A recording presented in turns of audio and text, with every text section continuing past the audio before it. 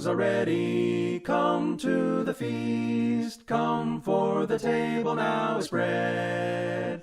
Ye famishing, ye weary, come, and thou shalt be richly fed.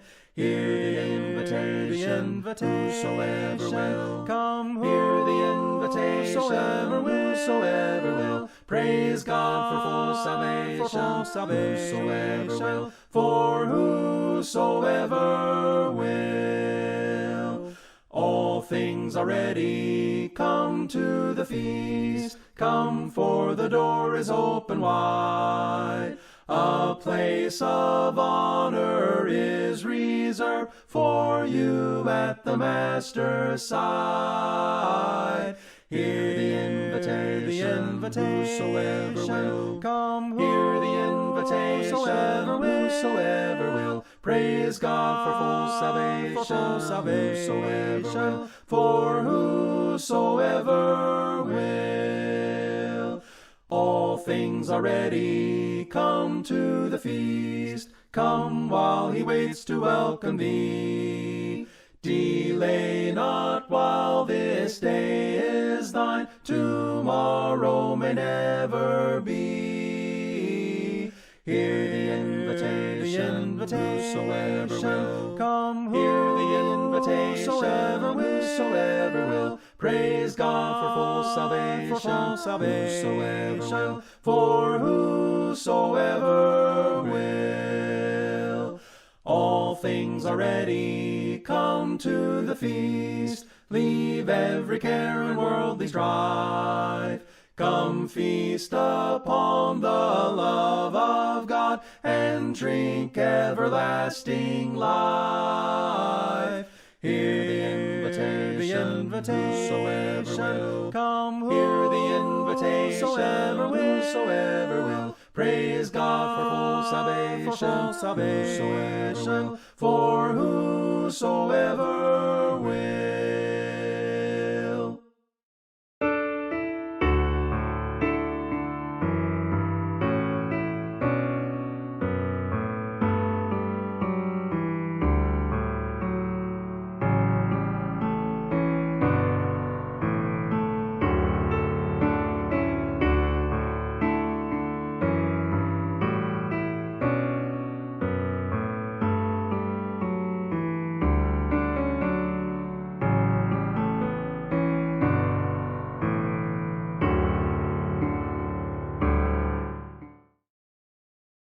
Mapagpalang hapon po mga minamahal na kapatid. Kumusta po ang bawat isa? Tayo ay nasa ECQ, MECQ, GCQ na naman po sa iba't ibang lugar, at alam ko naghigpit na naman po ang bawat LGUs. Tayo muli ay dumadanas ulit ng paghihigpit pagdating sa ating pananambahan. Kaya nung huling pastoral meeting pinapanalangin natin na matapos na para mag-resume na at nakahanda naman na halos lahat ng mga congregation na bumalik. Ngunit ang plano ng Diyos ay magpatuloy pa rin tayong maglingkod na sama-sama online. Excuse me po, pasensya na po kayo at ako po ay may konting ubo at sipon. Bagamat nandito tayo sa medyo hindi ulit kanais-nais na sitwasyon, tayo pa rin ay magpatuloy na magpasalamat dahil tayo ay naglilingkod sa ating Panginoon no matter what, no? Kahit ano pa ang sitwasyon na ipagkaloob sa atin, tayo ay nananatiling sama-sama at naglilingkod at nagpapatuloy, lalong-lalo na ngayong hapong ito na tayo ay mag-aaral ng salita ng ating Panginoon. So ako po ay inyong pagtiyagaan na pakinggan dahil lahat naman ng aking sasambitin ay galing sa ating Panginoon. Bagamat maaring hindi malinaw, no, dahil sa aking boses, ako ay naniniwala at nananalig na sa tulong ng Banal na Espiritu Santo maintindihan natin lahat ng ipapahayag ng ating Panginoon sa atin ngayong hapong ito. So I hope lahat po ng mga kapatiran na nasa kanya-kanyang mga tahanan ngayon mga kapatid na magkakasama. Yan, maraming salamat po sa patuloy na pagtitiyaga niyo na tayo ay patuloy maglingkod sa ating Panginoon ng sama-sama online. At gayon din sa makakapanood ng replay na ito. At I hope na nasa mabuting kalagayan po ang bawat isa. So bago po tayo magsimula, inihiling ko na tayo ay yumuko at manalangin para sa ating pambungad na panalangin. Dakilang Panginoon na nasa langit, amang banal na makapangyarihan, Diyos na nag-iisang banal, may-ari ng aming mga hiram na buhay. Salamat Panginoon sa pagkakataong ito na iyong pinagkaloob sa amin. Salamat dahil ikaw, Lord, ang siyang papagitna at mangunguna sa lahat ng aming mga mapag-aaralan. Salamat Panginoon dahil ikaw, Diyos, ang siyang nag-iingat sa amin na kami ay mapanatiling sama-sama, kumapit, sumandal sa iyong mga salita. Ito ay mga pagpapala na unawaan namin na ito ay pagkain ng aming mga kaluluwa, ilaw sa daanang tinatahak namin patungo sa iyo. Salamat Panginoon sa patuloy mong pagsama sa amin sa mga nakaraang araw, higit sa lahat sa pagbangon mo sa amin ngayong umaga at pagkakaloob ng kalakasan na nagmumula lamang sa iyo.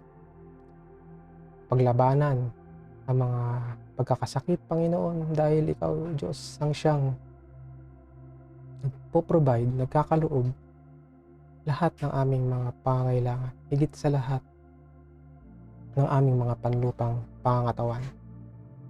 Kasihan mo kami ng iyong karunungan at kaalaman sa pagpapatuloy ng aming mga pag-aaral sa aklat ng Hub.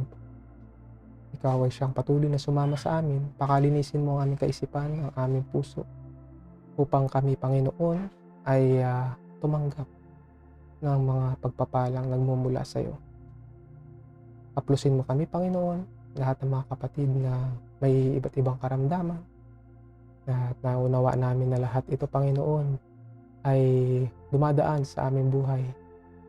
Kung may pakita namin sa iyo, Ama, ng kalakasan na meron kami, ay paglilingkod namin sa iyo, ano't ano pa man. Patawarin mo kami, Panginoon, sa mga pagkakasala na aming nagagawa, maging tumanulihim mo yan. Kami nakakapagsalita ng hindi maganda sa kapwa, kung kami ay nakakapag-isip ng hindi maganda, patawarin mo kami, Panginoon, pakalinisin mo kami sa mga pagkukulang na aming mga nagagawa. Muli, Ama, salamat sa lahat, sa aming mga nakakain, sa tahanan, sa pananamit na aming naisusuot, na lahat yan ay tanging nagmumula lamang sa iyo. At ang lahat ito ay dinadalangin namin sa matamis na pangalan ng iyong bugtong na anak at aming tagapagligtas na si Jesucristo at ng banal na Espiritu Santo. Amen.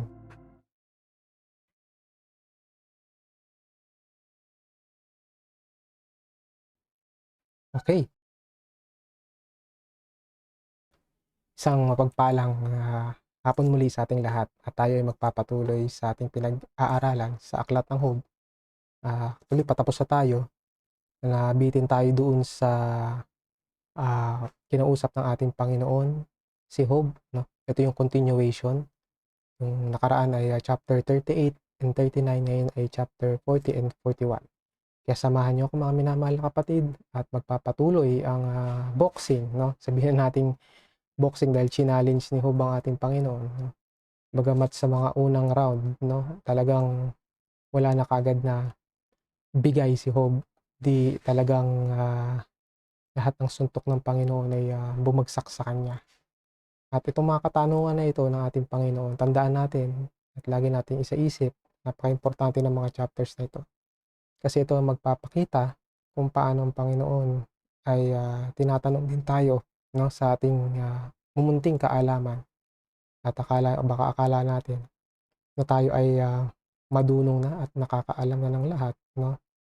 At makikita natin kung gaano tayo kaliit na pinapahalagahan ng ating Panginoon.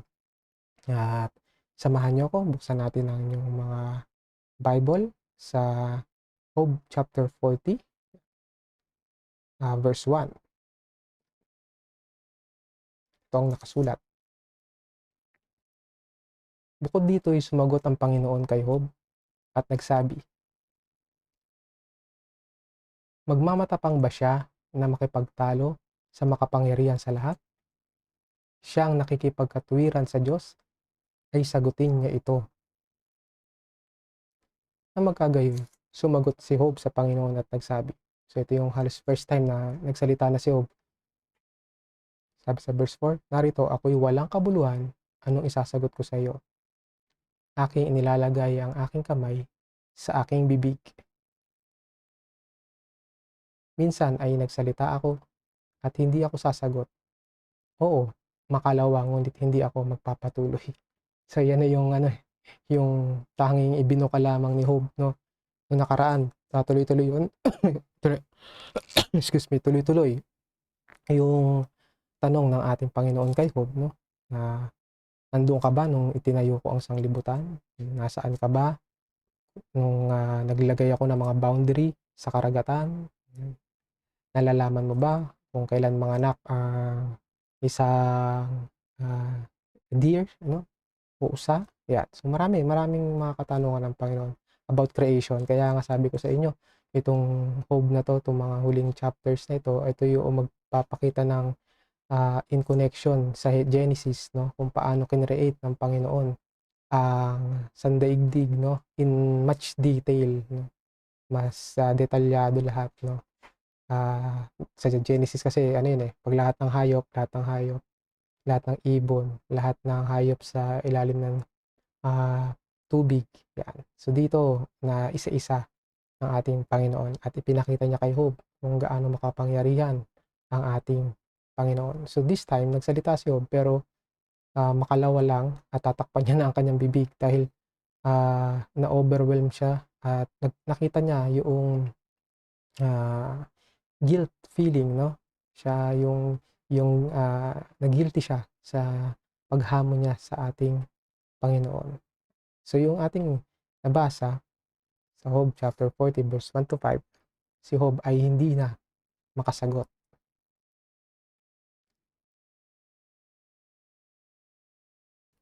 Okay, tuloy natin yung verse 6. Sabi rito, na magkagayon sumagot ang Panginoon kay Job mula sa ipo-ipo at nagsabi. So tandaan na nyo, from the start, no, nung last Sunday, galing sa ipo-ipo yung boses, yung tinig ng ating Panginoon. Magbigkis ka ng iyong mga balakang, ngayon na parang lalaki, ako'y magtatanong sa iyo at magpahayag ka sa akin. So ito yung round 2, no? Magbigkis ka. Ganyan-ganyan din yung sinabi niya doon sa chapter 38, no? Ipakita mo yung pagkalalaki mo, tumayo ka dyan, tumindig ka dyan. Sabi sa verse 8, iyo bang wawalaing kabuluhan ang aking kahatulan? Iyo bang hahatulan ako upang ikaw ay ariing ganap? O mayroon ka bang kamay na parang Diyos? At makakukulog ka ba ng tinig na gaya niya? Verse 10, magpakagayak ka ngayon ng karilagan at karapatan at magbihis ka ng karangalan at kalakhan. Ibugso mo ang mga alab ng iyong galit at tunghan mo ang bawat palalo at abain mo siya. Masdan mo ang bawat palalo at papangumbabain mo siya at iyong tungtungan ang masama sa kanyang tayuan. Ikubli mo sila sa alabok na magkakasama. Talian mo ang kanilang muka sa ilalim ng dako. Kung magkagayoy ipahayag naman kita na maliligtas ka ng iyong kanan. Yan. So dito, challenge ng ating Panginoon si Job na kung paano magbigay ang Diyos ng judgment sa tao. Kaya sinabi ng ating Panginoon kay Job, sige, so ikaw ang humusga sa mga taong mabubuti at masasama at kung paano mo sila i-rule out, kung paano ka maging mabuting manghuhusga kaysa sa akin. Yan. So it's about challenging, no, ng ginawa ng ating Panginoon kay Job. So tignan natin yung ating text sa verse 6 hanggang 14. So God's challenging judgment to Job. Yan. Kung tutuusin naman talaga, no, yung mga nakaraang verses at chapters, diba? Kinorek na siya ni Elihu, no, na hindi ka mabuting magpatakbo ng sandaigdig kung ikaw lamang ang huhusga, no. Kaya sa paniniwala ni Job may pagkukulang ang Panginoon pagdating sa judgment. Kaya dito challenge siya. Pero bago gawin yun, yung itutuloy nating verse, papaunawa muna ng ating Panginoon bago niya gawin yung mga judgment na yun. Titignan muna ng Panginoon kung ano magiging reaction ni Job sa mga specific na mga hayop na nilikha ng Panginoon. Tuloy natin sa verse 15. Sabi rito, yan. Narito ngayon ang hayop na behemoth na aking ginawang kasama mo. Siya'y kumakain ng damo na gaya ng baka. So behemoth, no? Maraming translation. At sa panahon natin, sa mga nag-translate, yan ay hippopotamus. Nakakita na po ba kayo ng hippopotamus? So yung hippopotamus, yan po yung no? Malaking parang baka na nakakalubog sa sa putik o sa tubig, no? Na kaya niya mag-submerge. I-research niyo na lang yung yung hippopotamus, na katuwang hayop yan, pero napakalakas po niyang hippopotamus na yan. So ang paniniwala po, itong behemoth na to, itong isang creature na nilikha ng Panginoon, no, na itong creature na to ay aware si Job. Tingnan natin 16. Narito ngayon ang kanyang lakas ay nasa kanyang mga balakang at ang kanyang kalakasan ay nasa kalamnan ng kanyang tiyan. Kanyang iginagalaw ang kanyang buntot na parang isang sedro. Ang mga litid ng kanyang mga hita ay nangagkakasabiran. Ang kanyang mga buto ay parang mga tubong tanso. Ang kanyang mga paa ay parang mga halang na bakal. Sabi sa 19, siya ang pinakapangulo sa mga daan ng Diyos. Ang lumalang sa kanya ang makapaglalapit lamang ng tabak sa kanya. Isang to, no? Hindi siguro basta hippopotamus sa panahon natin ngayon na nakikita, no? But itong creature na to, I mean, kahit yung mga dinosaur di ba? Hindi man natin naabutan yan, pero tayo naniniwala na may mga excuse me, creature or mga ibang animals ang ginawa ang ating Panginoon, mga beast. Talagang hindi na natin naabutan dahil sabi sa siyensya, mga dinosaur ay 65 million years ago nung nabuhay, no? Tanging mga buto lamang at mga pag-aaral ngayon ang magpapatunay na they are existing, no? At ang pinapakita ng Panginoon dito, no, na maiintindihan mo ba kung bakit ko ginawa sila? Yan. Itong hayop na ito na mabait yung itsura nga lang ng hippopotamus, parang napaka-humble na hayop, no? Ang cute niya, no? Pag may mga teddy bear nga sa mga tindahan na hippopotamus, nakakatuwang tignan. Pero yung kalakasan niya, no, yung mga huling binasa natin, yung kanyang buto ay parang mga tubong tanso, sabi sa verse 18. Talagang yun, matibay yun, walang makalapit at talagang makapaslang. At alam ni Job to kasi sa beginning ng verse 15, sinabi ng Panginoon, itong behemoth na to na kanyang kinreate o ginawa, no? Ang gustong sabihin ng Panginoon, i-challenge niya na ako ang gumawa nito. So paano mo ako hahamunin kung itong ginawa kong nilalang o yung creature na ito ay hindi mo maintindihan? So ituloy natin sa verse 20, sabi rito, tunay na ang mga bundok ay naglalabas sa kanya ng pagkain na pinaglalaroan ng lahat ng mga hayop sa parang. Siya'y humihiga sa ilalim ng punong loto sa puwang ng mga tambo at mga lumbak. Excuse me lang po, inom lang ako.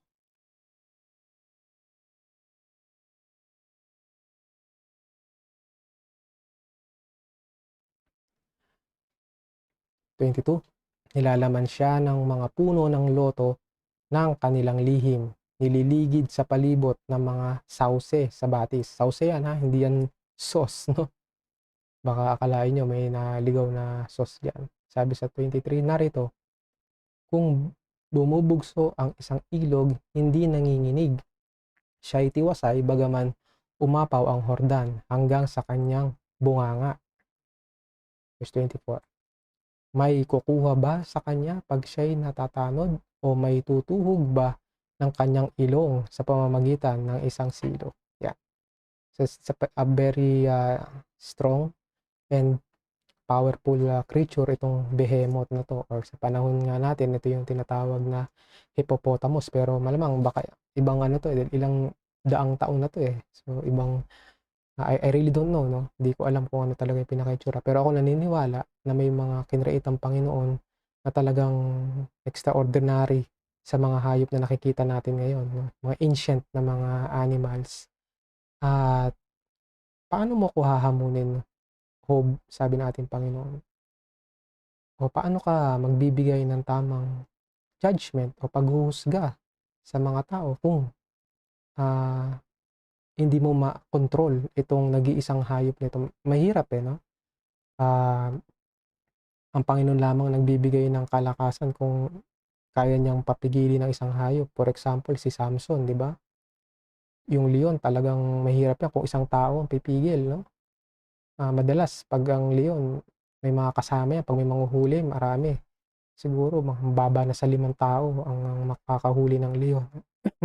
Pero si Samson, bagamat pinagkalooban ng Panginoon ng kapangyarihan para matalo ang leon, kalakasan na yon, no? Dito, hinahamon niya si Job kung kaya ba niya yun.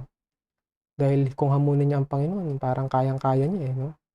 Kaya talagang tahimik na si Job, no? Hindi na siya makapagbitaw pa ng salita dahil yung mga binanggit ng Panginoon, paano mo maintindihan ang panghuhusga ko kung yung mga bagay na ginawa ko ay hindi po pa naiintindihan? Kahit nga tayo, di ba mga minamahal mga kapatid, naiintindihan ba natin itong tanong ng ating Panginoon? Kahit itanong ito sa mga scientists, hindi naman nila maintindihan ito. Dahil tanging Panginoon lamang ang nakakaalam at makapangyarihan kung bakit niya ginawa, ano ang purpose, anong layunin, kung paano itong mga hayop na to nakakakain, kung paano itong mga ito na nabubuhay at hindi pinapabayaan ng Panginoon. Kaya nakakatuwang basahin itong mga part ng Job na ito kasi ito ang nagpapatunay kung gaano makapangyarihan, no, ang ating Panginoon. Isa sa mga kanyang attributes, no, isa sa mga kalagayan ng Panginoon, ang makapangyarihan. Okay, tayo tutungo na sa 41, chapter 41, mga minamahal na kapatid.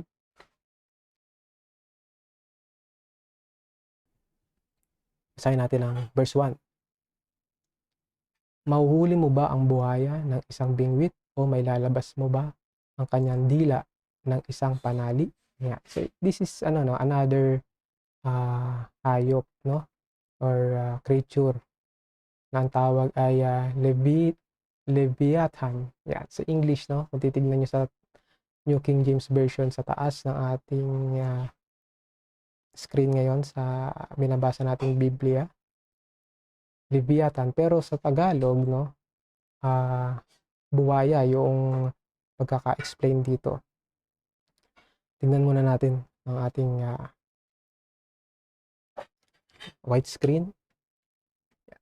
So, dire-diretso na to hanggang last verses to. Tama? 134. So, itong buhaya, libitan. Again, parang ano to, hippopotamus din, no? Pag ini-imagine nyo, parang hippopotamus sa panahon natin, pero yung pagkaka-explain ng Bible, may kakaiba pa sa kanya. Ito, buhaya, no? Ang nasa isip nyo na, yung mga malalaking Diyo, no? Totoo yun, pero mayroon pang kakaiba dito sa Leviathan na to, o yung buhaya. Kasi ano to yung mga ginamit na salita rito ay Hebrew, then tinranslate. Kaya, not necessarily, ito talaga yung buhaya sa sa panahon natin, no? Kayo maglala, hindi yan yung mga pulis na nangunguha ng ng lisensya kapalit ng kabayaran. So, ibang buhaya yun, no? Okay, sabi sa verse 2, makapaglalagay ka ba ng tali sa kanyang ilong o makabubutas sa kanyang panga ng isang taga ng bingwit? Ayan, hinamon ulit ng ating Panginoon. So, kung makakahuli siya ng isang buhaya, actually, tanong din ng ating Panginoon to sa atin. Kung tayo ay may tagi-tagi isang buhaya sa tahanan, sino sa inyo ang may lakas ng loob na hulihin? Alam nyo ba kung gaano kalakas yung pinaka-bibig pa lang nung no? Nung alligator o kaya yung crocodile, no? Pag tinignan nyo sa Wikipedia, encyclopedia, kung ano meron sa mga reptile na ito, itong mga alligator at crocodile na to, ba, talagang matigas, no? Kaya nga minsan yung mga jack, mga pangbuhat ng sasakyan, tinatawag alligator o kaya crocodile jack. Kasi tunay talaga silang na matigas at talagang malakas, no? Ganyan ang mga Leviathan. Sabi pa sa verse 3, mamamanhik ba siya ng marami sa iyo o magsasalita ba siya ng mga malumanay na salita sa iyo? Makikipagtipan ba siya sa iyo upang ariin mo siyang alipin magpakailanman? Makikipaglaro ka ba sa kanya na gaya ng isang ibon o iyong tatalian ba siya para sa iyong mga dalaga? Makakalakal ba siya ng mga pulutong ng mangingisda? Magbabahagi ba siya nila sa mga mangangalakal? Mahihiwa mo ba ang kanyang balat ng sundang na bakal o ang kanyang ulo ng panaksak ng isda? Yan. Again, God is challenging Job, no? Kung kaya niyang kontrolin, hinahamon mo ko, Job. Hindi mo nga makontrol itong isang creature na ginawa ko. Yung buntot nga lang ng no, ng buhaya, talagang ang lakas din yan pag humampas. Ilang tonelada rin yung lakas niyan at yung balat niyan. Sabi nga na napaka tibay, no, na parang sundang bakal, parang may breastplate. Sabi rito sa 8, ipatong mo. Excuse lang po.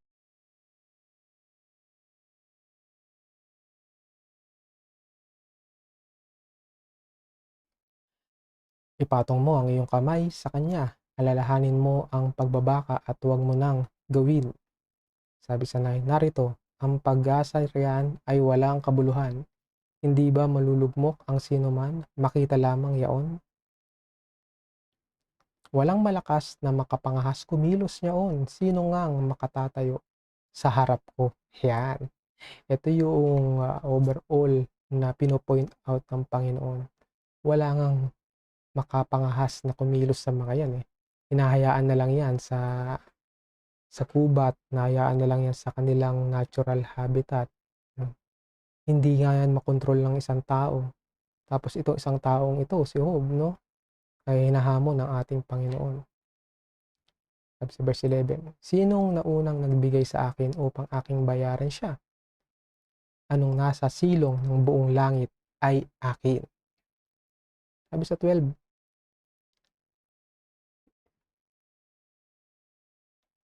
hindi ako tatahimik tungkol sa kanyang mga sangkap ng katawan, ni sa kanya mang dakilang kapangyarihan, ni sa kanya mang mainam na hugis. Sinong makapaglilitaw na karayagan ng kanyang mga damit? Sinong makalalapit sa kanyang magkasaping pangil? Yan. May napanood ako isang video, no? Sa Thailand, nung dating bumisita ako ng 2007, no? Ginala kami noong isang kasama namin sa trabaho. Merong doon, crocodile show. Natuwa naman kami, no? Kasi live no? Sa mga palabas lang nakikita yung dati, doon nakikita namin live siya, no? Yung nakanganga yung buhaya, ipapasok niya yung kamay, no? Ilalabas niya sa bibig, no? Successful naman yung show na yun. Hindi naman siya nakagat. Pero may ibang video kayong mapapanood na talagang yung no? Nagsara yung bibig ng crocodile. Talagang walang magawa, no? Mahirap siyang ibuka ulit, no? At yung pangil ng buhaya na yan, magkakadikit. But again, ini-imagine lang natin ito yung buhaya na sa panahon natin. Pero may kakaiba dito sa Leviathan na to, no? Itong buhaya na to. Hindi to basta buhaya na sa panahon natin ngayon. Sabi sa 14, sinong makapagbubukas ng mga pinto ng kanyang mukha? Sa palibot ng kanyang ngipin ay kakilabutan. Yan. Pag ngumiti ang buhaya, hindi ka matutuwa, no? Mangingilabot ka. Sabi sa 15, ang kanyang mga matibay na palikpik ay kanyang kapalaluan na nakakadikit na maigi na gaya ng isang tatak na mahigpit. So dito naging iba yung itsura, no? Kung i-analyze nyo yung verse 15, may palikpik Yung buhaya na nasa isip natin sa mga sandaling ito, walang palikpik yon. Pero dito na mag-iiba yung creature na an example ng ating Panginoon. Sabi sa 16, nagkakadikit sa isa't isa na ang hangin ay hindi nakaraan sa pagitan ng mga yaon. Sila'y nagkakasugpungan sa isa't isa, nagkakalakip na magkasama na hindi maihiwalay.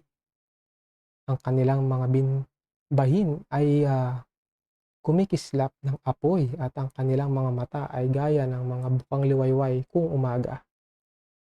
So ito yung mga malalalim na tula galing sa ating Panginoon. Mula sa kanyang bibig ay lumalabas ang nagliliyab na sulo at ang alipatong apoy ay nagsisilabas. Yan. Ito yung binabanggit ko. Ibang Leviathan to, ibang crocodile, ibang buhaya to. Parang dragon na ito, no? Kung titignan natin. At yung dragon naman, yan, binanggit naman yan sa Bible. No? Although hindi dragon kasi yung binanggit dito sa Job, but itong Leviathan na to ay nagbubuga ng apoy. So isang self-defense mechanism niya, no? Kaya kung saan talaga namang isang tao hindi kayang hulihin ito dahil baka matusta na siya sa apoy tapos madurog pa ang katawan sa kalakasan, no? So paano natin mauunawaan yung judgment ng Panginoon, no? At i-challenge natin kung paano patakbuhin ng Panginoon ang sandaigdig kung yung animal world nga lang hindi natin maintindihan, no? Sobra-sobra yan sa ating kaisipan. So ituloy natin yung verse 20. Mula sa kanyang mga butas ng ilong ay lumalabas ang usok na gaya ng isang kumukulong talyasi at naniningas na mga talahib. Ang kanyang hinga ay nagpapaningas ng mga baga at isang alab ay lumalabas sa kanyang bibig. Sa kanyang leeg ay tumitira ang kalakasan at ang kakilabutan ay sumasayaw sa harap niya. Ang mga kaliskis ng kanyang laman ay nangakadikitan, nangagtutumibay sa kanya, hindi magagalaw.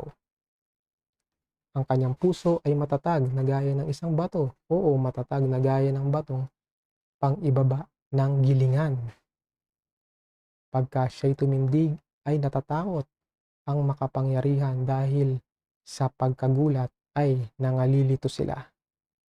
Kung siya'y taga-ininuman ng tabak ay hindi tumatalab, ni ng sibat man, ng pana, ni ng matalas na tulis man.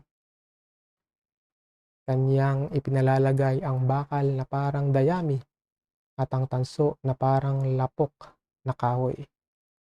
Hindi niya mapatakas ng palaso ang mga batong panghilagpos ay nagiging sa kanyang parang pinagputulan ng trigo. Ang mga panakbat ay nangapapalagay na parang pinagputulan ng trigo. Kanyang tinatawanan ang galaw ng sibat. Ang kanyang mga sangkap sa ibaba ay gaya ng mga matulis na bibinga, lumalaganap na tila saksak sa banlik. Kanyang papakuluan ang kalaliman na parang palayok. Kanyang ginagawa ang dagat na parang pamahid. Kanyang pinasisilang ang landas sa likuran niya. Aakalain ng sinuman na mauban ang kalaliman. Sa ibabaw ng lupa ay walang gaya niya na likhang walang takot. Kanyang minamasdan ang bawat mataas na bagay. Siya'y hari sa lahat ng mga anak na palalo. So, yan ay galing lahat sa ating Panginoon. No? Hindi lang ako maganda mag-deliver ng mga salita ngayon. But imagine ninyo, yan ay galing sa mismo boses ng ating Panginoon. Lahat ng binasa natin mula 38, 39, 40 at itong natapos nating 41 na ipinakita ng Panginoon kung paano makapangyarihan ang kanyang paglalang sa mga bagay na hindi natin nauunawaan. Kaya ang tanong niya kay Job, nauunawaan mo ba lahat ito para ako ay hamunin mo? No? Yan. So, dyan po magtatapos itong part na ito at isang katanungan din ng Panginoon sa atin lahat na ito. At bago tayo magwakas, panoorin natin yung pinaka-summary, no, nitong ating mga napag-aralan na mga sinabi ng ating Panginoon kay Job mula chapter 38 hanggang 41.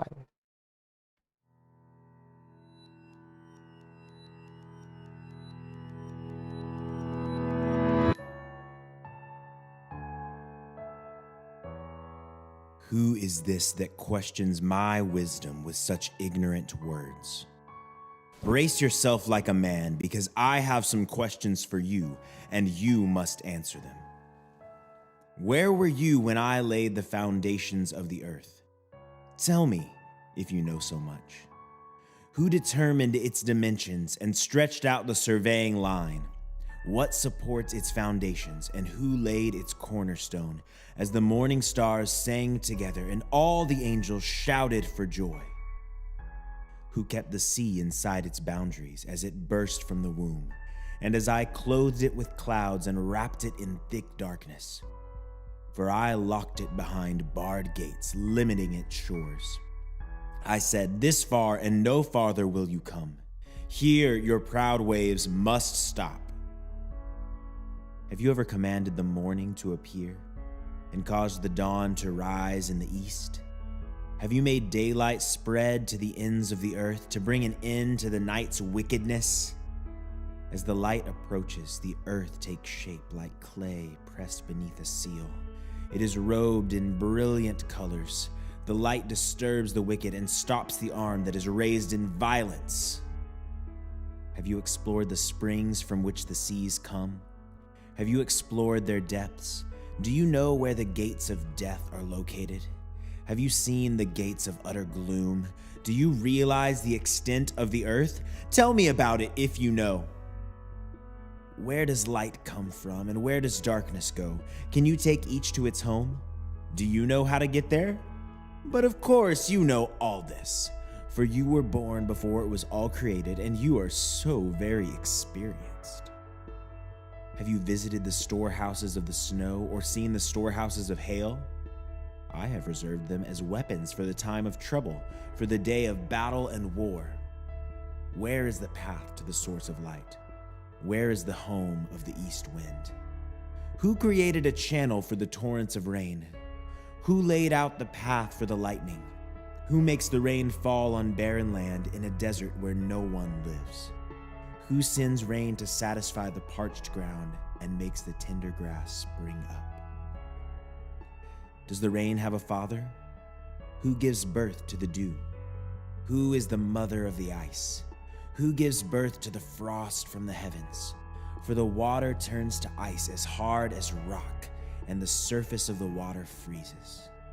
Can you direct the movement of the stars, binding the cluster of the Pleiades or loosening the cords of Orion?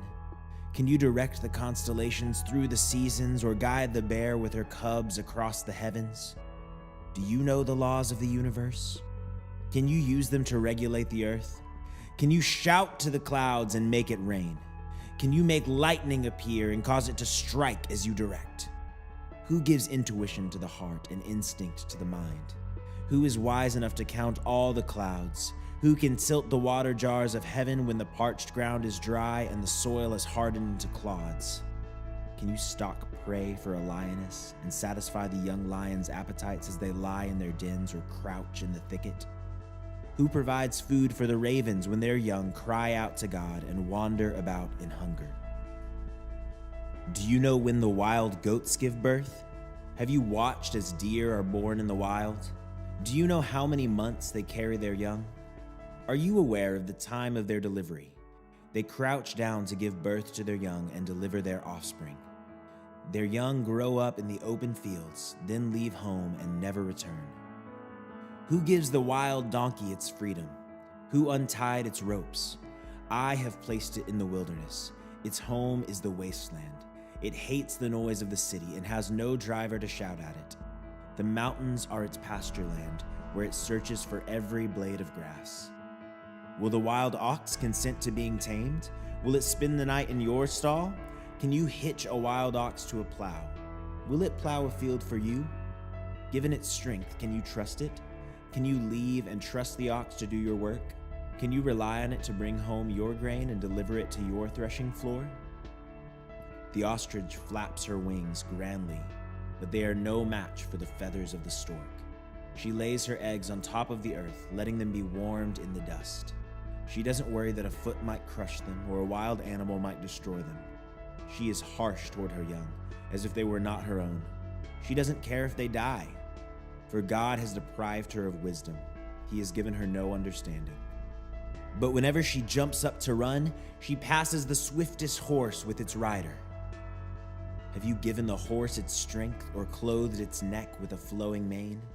Did you give it the ability to leap like a locust? Its majestic snorting is terrifying.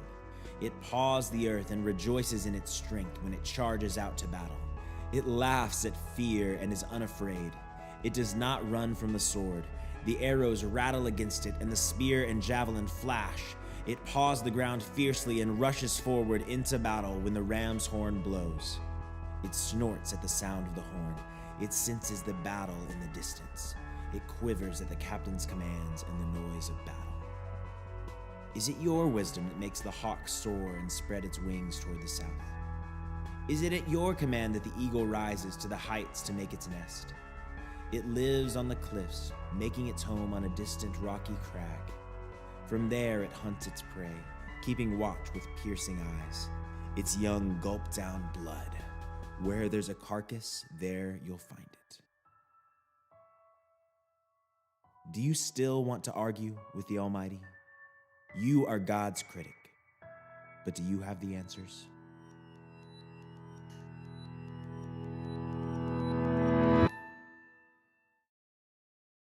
Bilang pagtatapos, mga minamahal na kapatid, si Propetang Isaiah, naunawaan niya ang kapangyarihan, ang kagilagilalas na imahe ng paggawa ng Panginoon sa sangkatauhan, sangkalangitan, no?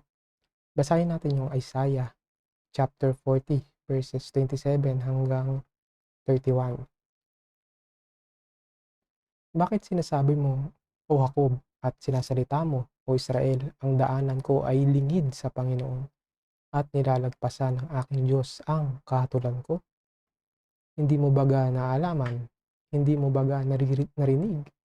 Ang walang hanggang Diyos, ang Panginoon, ang may lalang ng mga wakas ng lupa, hindi nanlalata o napapagod man, walang makatarok ng kanyang unawa. Siya'y nagbibigay ng lakas sa mahina, at ang walang kapangyarihan ay pinalagana niya sa kalakasan. Pati ng mga kabinataan ay manlalata at mapapagod, at ang mga binata ay lubos na mga bubuwal. Ngunit silang nangaghihintay sa Panginoon ay mga babagong lakas. Sila'y pailang lang na may mga pakpak na parang mga agila. Sila'y nagsisitakbo at hindi mga papagod. Sila'y magsisilakad at hindi manghihina. Basbasan ng Panginoon ang ating mga nabasa, at basbasan ng Panginoon ang isang mapagpalang Bible study na tayo ay magkakasama. At next week po, tayo ay magpapatuloy para sa huling chapter. No? Sabi nga, we save the best for last. Kung kayo po ay may katanungan, ilagay nyo lang po sa baba sa ating chat box, at sasagutin po ng ating Panginoon lahat ng ating katanungan. Okay? Hinihiling ko po na ang bawat isa ay yumukot manalangin para sa ating pangwakas na panalangin.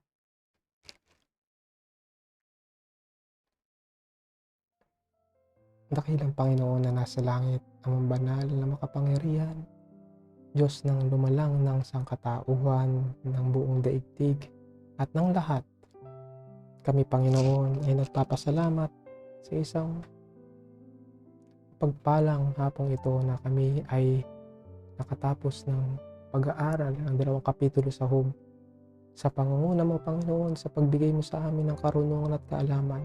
Tunay nga, Diyos, na ikaw ang siyang makapangyarihan nag-iisa. Na sino kami para questionin ang iyong kalooban? Maaring may mga bagay sa buhay namin na nais namin na minsan gusto namin masunod. Pero ikaw, Panginoon, ang nakakaalam ng mas mabuti. Kaya pinagkakatiwala namin, Panginoon, sa iyo lahat. At kami ay nananalig, gayon din ay umaasa na lahat ng ito ay maunawaan namin pagdating ng panahon. Tanging ang gawin namin ngayon ay manatili sa iyo,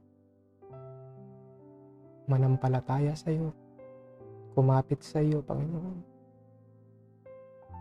At higit sa lahat, paglingkuran ka hanggat kami may mga kalakasan. Dahil tunay nga sa aming mga kahinaan, Panginoon, ikaw ang siyang nagbibigay ng lakas. Salamat sa buhay ng iyong bugtong na anak. Salamat kay Jesucristo ay pinakita niya, Panginoon, kung paano kami maliligtas. Siya ang tanging daan, Ama. Sa Kanya kami susunod, aasa, at mananampalataya. Basbasan mo ang bawat mga kapatid na patuloy na nagtsatsaga, Ama. Gayon din ang mga makakapanood ng replay, mga kapatid na nasa banig ng karamdaman, mga kapatid na nasa iba-ibang sitwasyon ng problema, at gayon din mga kapatid na nasa maayos na kalagayan, at mga kapatid na nasa mabubuting pangangatawan. Patuloy mo kami lahat, Ama, pagkalooban ng kalakasan na nagmumula sa iyo. At minsan pa'y kami kakatok sa iyong mababang loob at hihingi ng tawad sa mga pagkukulang. Salamat, Ama, sa lahat ng iyong mga salita. Ito'y pinaka-importante sa aming buhay Kristiyano. Samahan mo paulit kami sa mga darating pa, Panginoon, ng may kagalakan. At ang lahat ng ito na dinadalangin namin sa matamis na pangalan ng iyong bugtong na anak at aming tagapagligtas na si Jesucristo at ang banal na Espiritu Santo. Amen.